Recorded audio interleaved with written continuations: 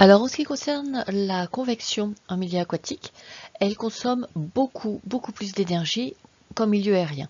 Alors on va faire un calcul tout à fait théorique pour montrer pourquoi il est strictement impossible d'avoir les mêmes mécanismes de ventilation, de convection externe, en milieu aérien qu'en milieu aquatique. Bien sûr, ça va être un calcul un petit peu caricatural, mais je pense que ça va vous permettre de comprendre le problème. On sait que l'eau est 50 fois plus visqueuse que l'air, donc il faut 50 fois plus d'énergie pour que l'eau prenne la forme de l'appareil respiratoire. Elle est 800 fois plus dense, il faut 800 fois plus d'énergie pour la mettre en mouvement. Et elle contient 30 fois moins d'oxygène, donc il faut faire circuler 30 volumes d'eau pour avoir la même quantité d'oxygène que dans un volume d'air. Donc imaginons qu'on souhaite extraire 1 litre d'oxygène à partir de l'eau avec le même appareil respiratoire qu'un appareil aérien, mais qu'on est en milieu aquatique. Donc il faudrait multiplier ce travail aérien parce qu'il y a déjà 30 fois moins d'eau par litre. 30 fois moins d'oxygène par litre de fluide circulant. Donc il faut 30 volumes de plus d'eau par rapport au volume d'air. Ensuite, pour chacun de ces volumes, il faut 50 fois plus d'énergie pour qu'il se déforme et qu'il prenne la forme de l'appareil respiratoire. Et pour le mettre en mouvement, il faut 800 fois plus d'énergie. Donc on va multiplier le travail aérien par plus de 1 million de fois pour obtenir la même quantité d'oxygène en milieu aquatique qu'en milieu aérien si on a les mêmes règles de circulation en milieu aquatique et en milieu aérien. On en conclut qu'il est strictement impossible d'avoir le même système de convection externe en milieu aquatique qu'en milieu aérien, parce que sinon, les animaux consacrent toute leur énergie à la respiration. Ou alors, ils n'ont plus de vie active, de vie locomotrice, etc., parce qu'ils ne peuvent pas extraire autant d'oxygène qu'un animal aérien. Alors la grande réponse à ce problème, c'est de ne pas faire une circulation bidirectionnelle qui demande de mettre en mouvement 2 fois ce liquide qui est aussi visqueux et aussi dense. Donc la solution, c'est de faire une circulation unidirectionnelle, ce qui demande de mettre une seule fois en place des mécanismes faisant circuler cette eau. Donc en TP, on a montré qu'en introduisant une sonde cannelée, il y a une continuité entre la bouche et les opercules, et en fait il y a une circulation unidirectionnelle depuis la bouche vers les opercules.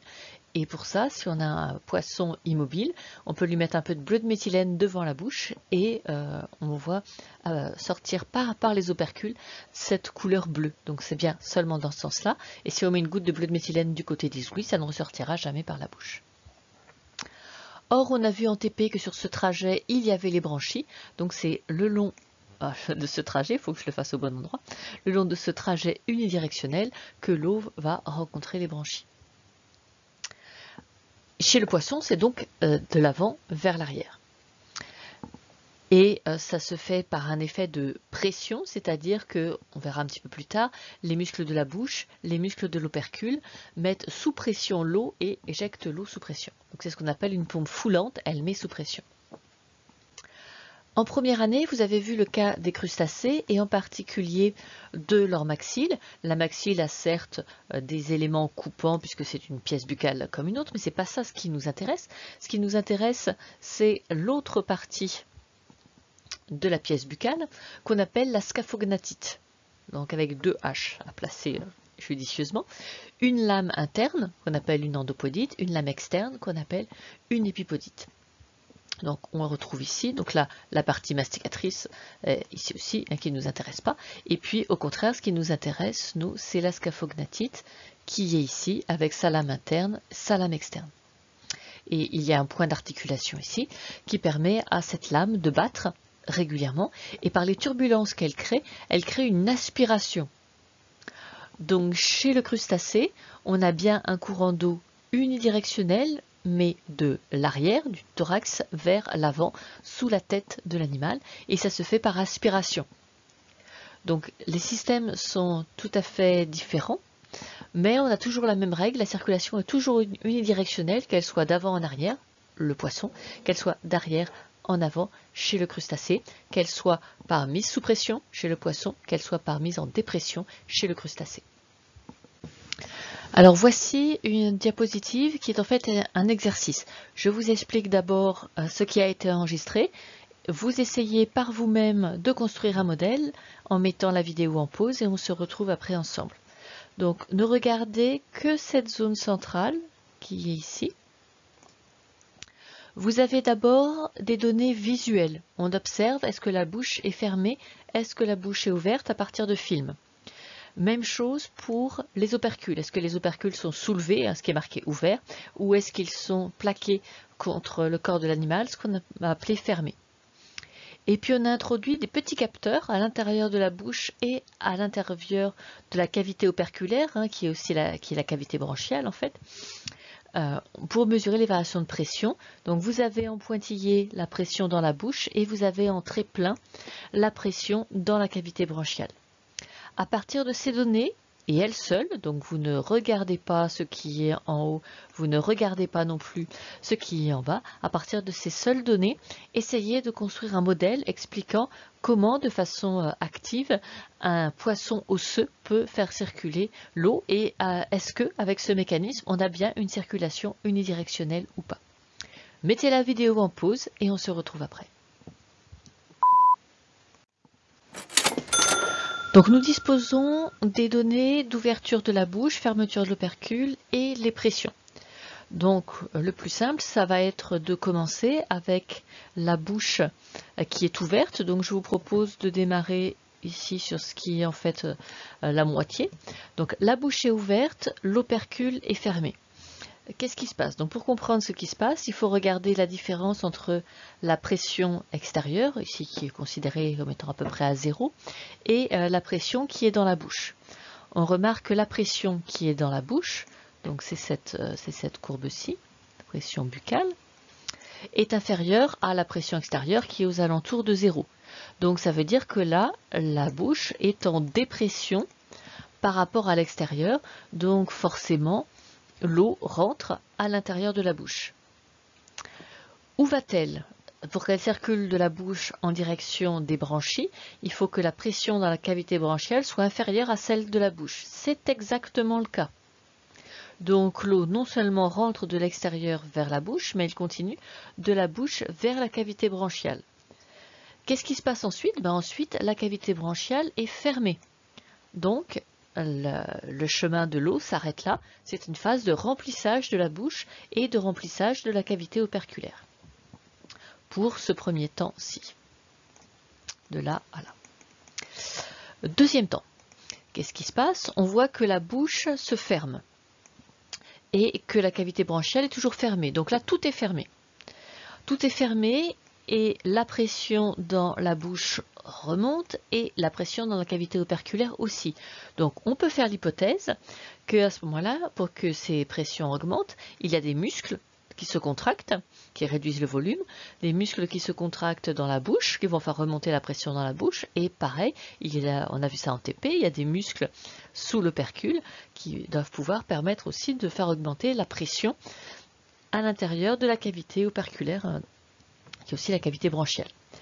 Est-ce que ça fait refluer l'eau depuis la cavité branchiale vers la bouche? Non, puisqu'on a toujours une différence de pression.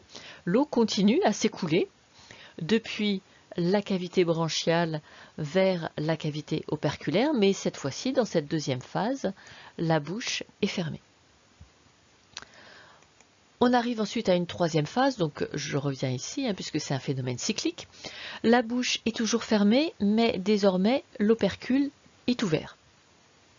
Alors qu'est-ce qui se passe on est toujours bouche fermée, système fermé. Donc pour arriver à changer, je suis allé trop loin. La troisième phase est dans cette situation-là. Donc on était bouche fermée, opercule fermé. Désormais on est en bouche fermée, opercule ouvert. Donc on était sur cette zone-ci que l'on retrouve ici. Et donc maintenant on se retrouve dans cette zone-là. Alors ce qui se passe dans cette zone-là, on voit que la pression qui avait augmenté précédemment continue à augmenter et devient positive. La pression dans la bouche est supérieure à la pression extérieure. Mais l'eau ne ressort pas, parce que la bouche est fermée. Donc là c'est mal dessiné, la bouche est fermée, l'eau ne peut pas ressortir parce que la bouche est fermée. Donc même si la pression est plus importante dans la bouche qu'à l'extérieur, l'animal ne recrache pas d'eau.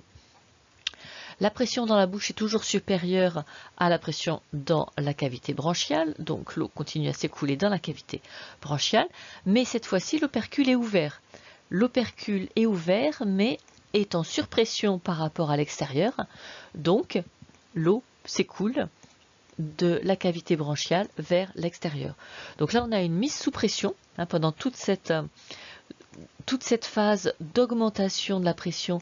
On a une mise sous pression par contraction des muscles de la bouche et contraction des muscles de l'opercule qui aboutit à la fin à ce que la cavité operculaire soit à une pression supérieure à celle extérieure et donc que l'eau que l'eau sorte vers l'extérieur. Et vous voyez que pendant tout le temps, la circulation a été unidirectionnelle parce que tout le temps, la pression dans la bouche est supérieure à la pression que l'on a dans la cavité operculaire. Ça c'est dû simplement à la force des muscles. Les muscles de la bouche sont plus puissants que les muscles de la cavité operculaire. Et donc on a toujours une différence de pression. Et même lors des phases de relâchement, le relâchement dans la cavité buccale est un petit peu plus lent que celui qu'on a dans la cavité operculaire et on garde cette différence de pression. Donc la circulation sera bien toujours unidirectionnelle.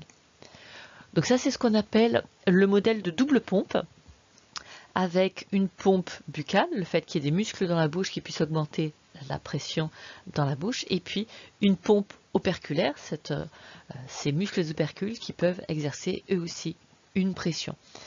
Et le fonctionnement est simultané, la bouche et les opercules se relâchent ensemble, la bouche et les opercules se contractent ensemble, mais la différence de pression fait la circulation de l'eau toujours unidirectionnelle depuis la bouche vers l'opercule et ensuite vers l'extérieur. Alors, quelle est la pertinence de ce modèle? Alors c'est un modèle qui fonctionne très bien quand on est en aquarium. Les animaux nagent peu, et effectivement on les voit faire beaucoup de mouvements de bouche et d'opercule qui correspondent assez bien au modèle. Par contre, maintenant, si on prend une situation qui est plus naturelle, c'est-à-dire qu'on observe des animaux qui peuvent se déplacer dans des grands volumes et qui peuvent nager à des vitesses qui ne sont pas des vitesses négligeables, surtout si on prend des animaux qui sont des bons nageurs, comme le maquereau. On continue à les filmer pour voir la vitesse de ces mouvements de la bouche et des opercules, qui sont des mouvements cycliques.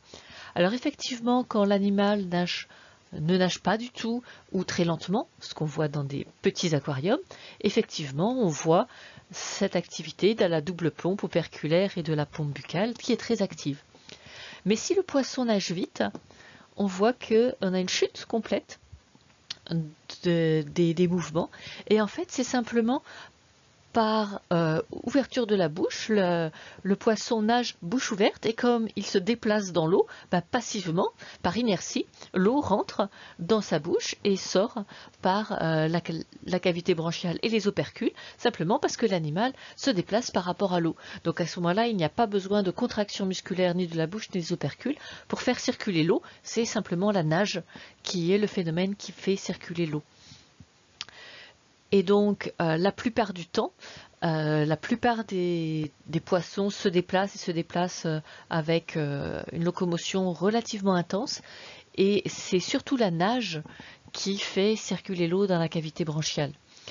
Ce qui fait que quand on compte la dépense énergétique pour la respiration que fait un poisson, on a tendance à la surestimer parce qu'on va la calculer pour un poisson qui ne nage pas. Et c'est vrai que ça fait une dépense énergétique faramineuse, mais on ne tient pas compte du fait que quand l'animal exerce une locomotion, il utilise certes de l'énergie pour se déplacer en tant que locomotion, mais du coup, il n'en consomme quasiment plus pour sa ventilation. Donc on a un peu tendance à surestimer l'énergie consommée par un poisson, surtout par les bons nageurs, pour sa ventilation.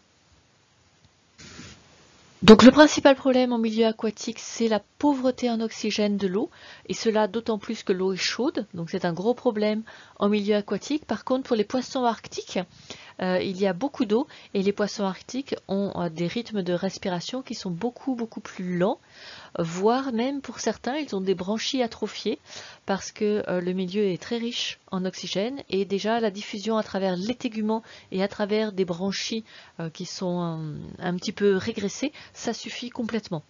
Donc quand on dit un milieu pauvre en oxygène, ça dépend énormément de la température. On est en train de parler d'un climat tempéré, mais pour des climats arctiques, ce n'est plus un problème. Du coup, pour un poisson en milieu tempéré, pour arriver à extraire de l'oxygène, une grande quantité d'eau circule le long de ses branchies. Ça demanderait théoriquement beaucoup d'énergie, mais on a vu que la solution, c'est d'avoir une circulation unidirectionnelle et une circulation unidirectionnelle qui peut être due à une pompe. Et là, effectivement, ça consomme beaucoup d'énergie. Ça consomme 10 à 20% des dépenses énergétiques de l'animal. Mais sinon, l'autre solution, c'est simplement de nager. Et à ce moment-là, l'énergie de locomotion et de ventilation sont confondues. Et certes, ça fait toujours une dépense énergétique de 10 à 20%, mais la fonction de locomotion est réalisée en même temps. Donc il y a toujours une dépense énergétique liée à cette ventilation et on peut considérer qu'elle est environ 10 à 20 fois celle d'un animal aérien. Donc du point de vue de la respiration, le milieu aquatique est un milieu défavorable à la respiration et ce d'autant plus que c'est un milieu chaud. Alors chez le poisson, ce courant d'eau peut être généré par la locomotion, donc c'est une dépense énergétique aussi locomotrice, mais on a vu aussi en TP que ce courant d'eau qui peut être certes consommateur de beaucoup d'énergie, peut être aussi une source de nourriture. Donc c'est le cas chez la moule, certes les lamellibranches font circuler 100 litres d'eau par jour, qui consomme beaucoup d'énergie, mais c'est leur moyen de filtrer l'eau et de récupérer des particules nutritives. Donc là aussi, la dépense est une dépense qui est aussi une dépense de recherche de nourriture. Et puis pour des animaux qui ne sont pas au programme, comme les céphalopodes, les courants d'eau sont certes respiratoires, mais ils peuvent servir aussi à la nage et en particulier à la fuite. Donc là aussi, la locomotion intervient. Donc quand on parle de flux d'eau chez les animaux aquatiques, il ne faut pas oublier que ces flux d'eau ont aussi souvent d'autres fonctions, fonctions de locomotion et ou fonctions de nutrition.